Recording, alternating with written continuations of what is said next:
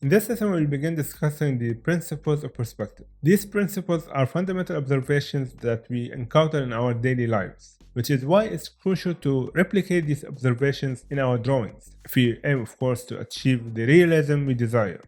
These principles include overlapping, size and placement, foreshortening, convergence of lines, distortion, and atmospheric perspective.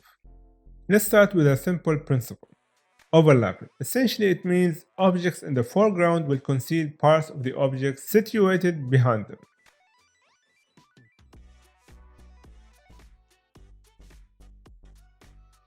For example, with these three cubes, we can observe that the first box in the foreground hides the side of the box behind it, and the second box also conceals the third object in the background.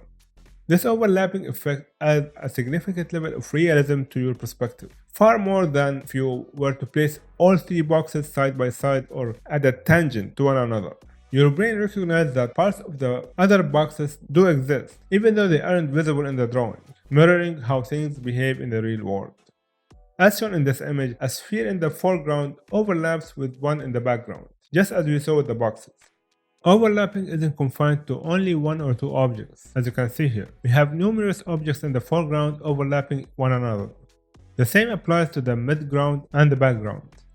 In each perspective stage, the apples in the front overlap those behind them, and the basket itself overlaps the lower portion of these apples, along with the apples contained with them. Furthermore, the basket in the midground overlaps the basket behind it, and so on. In the real world, we typically encounter a series of overlapping objects. Buildings in the foreground overlap those in the background, and those buildings in turn overlap the ones behind them, just as cars in the street, people walking, trees, and practically everything else. This overlapping effect doesn't only apply to different objects, it also applies to parts of the single object itself. In this painting, we can see how the feet overlap the lower leg overlaps the upper leg, and the upper leg continues to overlap the torso, all the way to the head. However, this specific effect is known also as foreshortening, which is another principle we will cover later on. This effect is frequently employed in masterful artworks. For instance, in this small scene, we witness the significant depth achieved through overlapping. The first character overlaps the midground, while the midground character overlaps the background, creating a sense of perspective depth that makes the scene far more intriguing than if they were all on the same sightline.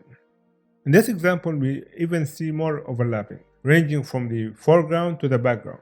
For instance, the case on the floor overlaps the child's leg, the man's foot overlaps the table leg, the kid itself overlaps the same table and the vase on top, the man overlaps the child he is holding and the two characters behind him, and so on. It's a continuous series of overlapping elements that makes the scene much more captivating with a vast depth of field and perspective. Now let's explore the extreme edge of this effect with this painting, which serves as an excellent illustration of noticeable characteristics in the work of master artists. They often create extensive scenes with numerous figures overlapping each other, with hands, feet, legs, and arms interwoven through the whole painting. Paintings like this provide a sense of depth that feels like you are looking into the entire 3D world within a 2D canvas. This demonstrates the remarkable power of this effect, transforming a 2D painting into a vivid 3D scene that you can actually imagine in front of you. That's why when you draw objects in your scene, it's always better to make them overlap in some way to convey depth, rather than placing them right next to each other. Disconnected and isolated objects won't convey the depth of your scene, unlike the overlapping effect we have explored here in the previous examples. So give it a try. Fill pages with objects overlapping in interesting ways and observe how it compares to drawing separate objects spaced apart. That's it for this lesson. In the next lesson, we will continue to delve into the second principle of perspective and discuss the placement and size of objects within a perspective. If you found this lesson helpful, please consider leaving a like. If you have any questions, feel free to leave them in the comment section and I will do my best to respond promptly. To stay updated on future lessons, don't forget to subscribe and hit the notification bell.